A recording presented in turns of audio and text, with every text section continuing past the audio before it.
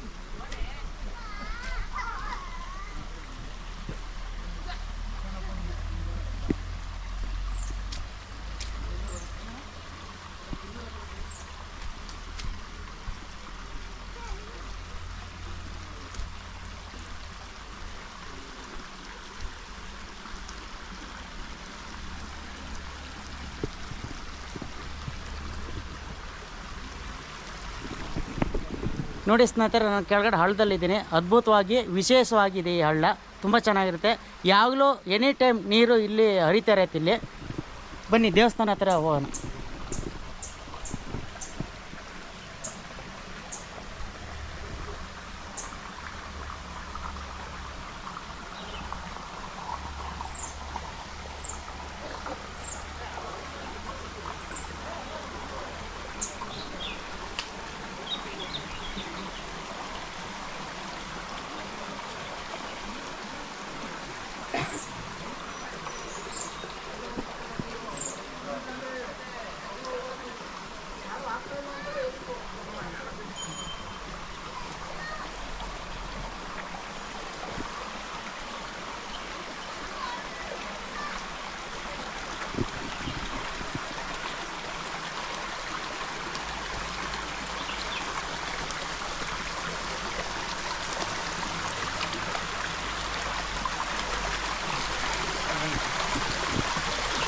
ನೋಡಿ ಸ್ನೇಹಿತರೆ, ದೇವ್ರ ಮುಂಭಾಗಿದ್ದೀನಿ.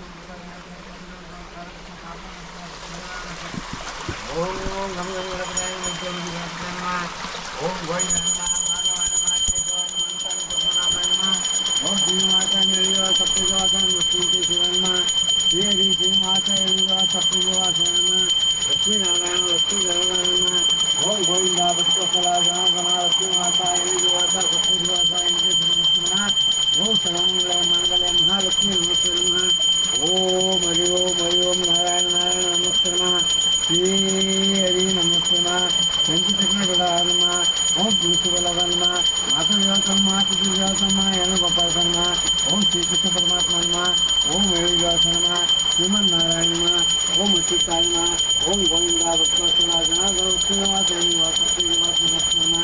ओम लक्ष्मीनिवासाय ओम नमो नारायण गोविंदा गोविंदा भक्तवत्सला जनार्दन श्रीमन नारायण नमः ओम दीपम ज्योतिं समर्पयामि चतुर्दीपं समर्पयामि नीलांजनं दीपं समर्पयामि ओम पवित्रं समर्पयामि ओम नमो नारायण नमस्ते नमः।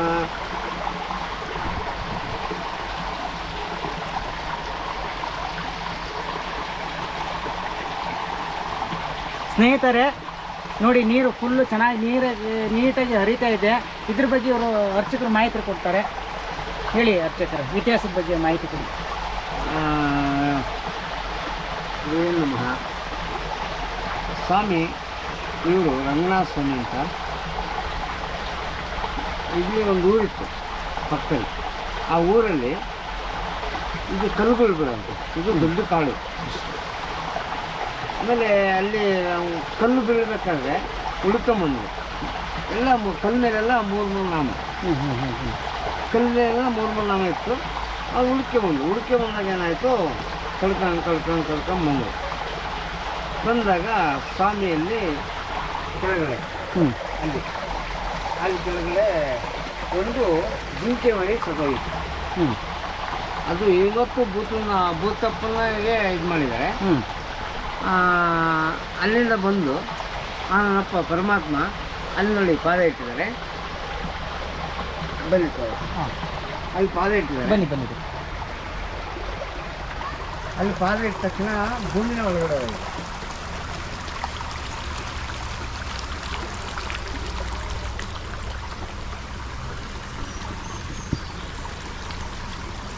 ಅಲ್ಲಿ ಹೋಗಿ ಮುಂದೆ ಹೋಗಿ.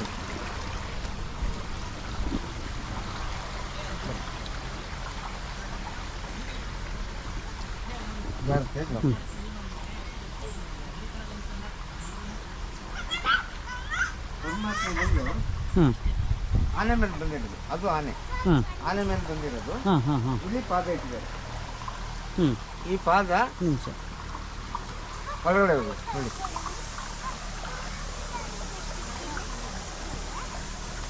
ಆ ಪಾದ ಫುಲ್ ಒಳಗಡೆ ಹೋಗಿದೆ.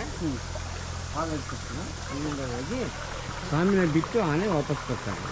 ಅವ್ರು ಒಳಗಡೆ ಹೋಗಿ ಇದಾಗಿದ್ದು. ಎಂಥ ಬರಗಾಲದಲ್ಲೂ ಬೇಸಿಗೆ ಕಾಲದಲ್ಲೂ ನೀರು ಉಗ್ತಾ ಇರುತ್ತೆ. ಎಂಥ ಬರಗಾಲ ಬರಲಿ ನೀರು ಬರ್ತಾ ಇರುತ್ತೆ. ಅಲ್ಲಿಂದ ಮುಂದೆ ಒಂದು ಅರ್ಧ ಕಿಲೋಮೀಟ್ರ್ ದೂರ ಹೋಗುತ್ತಷ್ಟೇ ನೀರು. ಮತ್ತು ಯಾರ ಕಡೆಗೂ ಕಾಣಲ್ಲ.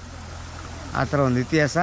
ಆಮೇಲೆ ಇಲ್ಲಿ ಇನ್ನೊಂದು ವಿಶೇಷ ಏನಪ್ಪ ಅಂದರೆ, ಸ್ವಾಮಿತ್ವ ಈ ಸಂತಾನ ಭಾಗ್ಯ ಮದುವೆ ಆಗಿ ಒಂದು 2-3 ವರ್ಷ 10 ವರ್ಷ ಆಗಿರ್ಬೋದು, ಅವರು ಜಾಸ್ತಿ ಬರ್ತಾರೆ. ಸಂತಾನ ಭಾಗ್ಯದಲ್ಲಿ ಸ್ವಾಮಿದು ಎತ್ತಿದ ಕೈ. ಅಡಿಕೆ ಮಾಡ್ಕೊಂಡು ಬಂದು ಪ್ರಸಾದ ಹಾಕ್ಕೊಂಡು ಸ್ವಾಮಿದು ನೀರು ಹಾಕ್ಕೊಂಡ್ರೆ ಅವರಿಗೆ ಸಂತಾನ ಭಾಗ್ಯ ಆಗುತ್ತೆ ಅಂತ ಒಂದು ವಿಶೇಷ ಇದು. ಆಮೇಲೆ ಇಲ್ಲಿ ಭೂತಪ್ಪ ಇದ್ದಾರೆ.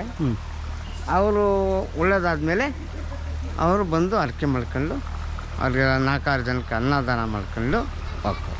ಆಮೇಲೆ ವಿಶೇಷ ಇನ್ನೊಂದು, ಶಿವರಾತ್ರಿ ಟೈಮಲ್ಲಿ ಒಂದು 5,000 ಜನಕ್ಕೆ ಅನ್ನದಾನ ಆಗುತ್ತೆ.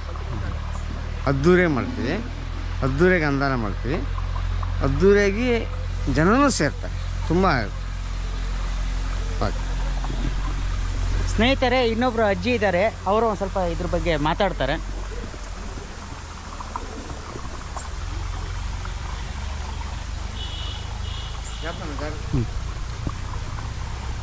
ಅಜ್ಜಿ ಮಾತಾಡಿ. ಇದು ರಂಗನಾಥ ಸ್ವಾಮಿ ಭೂಮಿಯಿಂದನೇ ಉದ್ಭವ ಆಗಿರೋದು. ಅದು ಯಾವಾಗಲೂ ಎಂಥ ಬರಗಾಲ ಆದ್ರೂ ಸ್ವಾಮಿ ಪಾದದಿಂದನೇ ನೀರು ಬರ್ತಾ ಇರ್ತೀವಿ.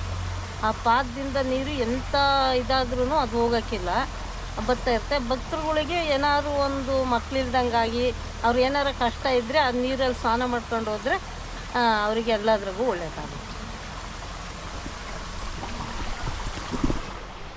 ಸ್ನೇಹಿತರೆ, ಅದ್ಭುತವಾಗಿ ತುಂಬ ನೋಡೋಂಥ ಪ್ಲೇಸ್ ಇದು. ತುಂಬ ಚೆನ್ನಾಗಿದೆ, ಬಂದು ನೋಡಿ. ಬಾಯ್.